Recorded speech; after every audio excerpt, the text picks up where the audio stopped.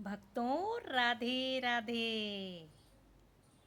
जीवन एक मेला है जिसमें सुख दुख के झमेले लगे रहते हैं।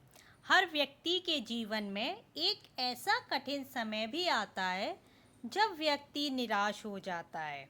ऐसे समय पर यदि धैर्य से काम लिया जाए और खुद को प्रेरित करके रखा जाए तो सफलता भी आपकी दहलीज पर दस्तक देती है।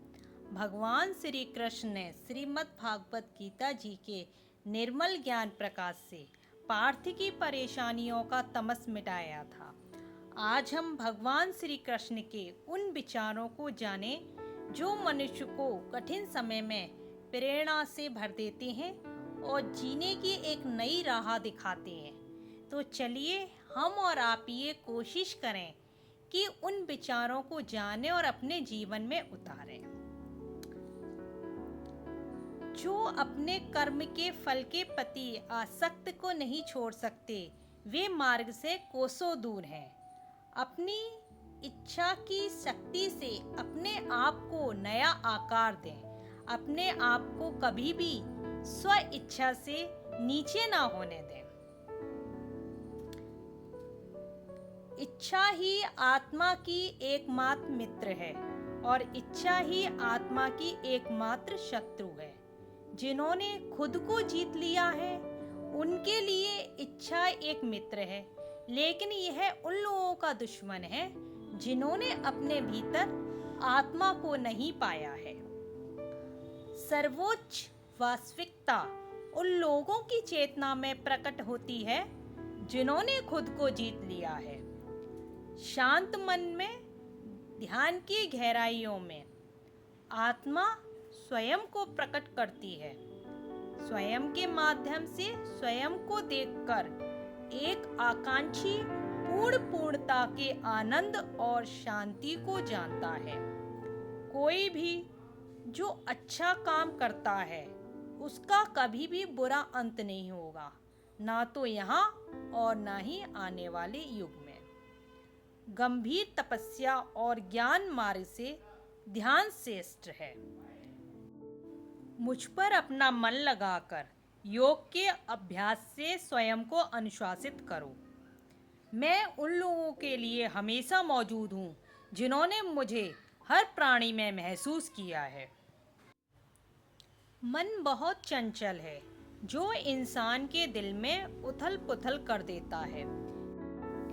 जैसे वे मेरे पास आते हैं वैसे ही मैं उन्हें ग्रहण करता हूँ। सभी पथ मानव को मेरी ओर ले आते हैं। इंद्रियों से मिलने वाला सुख पहले तो अमृत जैसा लगता है, लेकिन अंत में वह विष के समान कड़वा होता है। जब ध्यान में महारत हासिल हो जाती है तो मन हवा रहित स्थान में दीपक की लौ की तरह अडिग रहता है। हे अर्जुन, तीनों लोकों में मेरे पाने के लिए कुछ भी नहीं है और ना ही कुछ ऐसा है जो मेरे पास नहीं है। मैं अभिनय करना जारी रखता हूँ, लेकिन मैं अपनी किसी ज़रूरत से प्रेरित नहीं हूँ। ज्ञान की भेंट किसी भी भौतिक भेंट से बेहतर है, क्योंकि सब कामों का लक्ष्य आत्मिक बुद्धि है।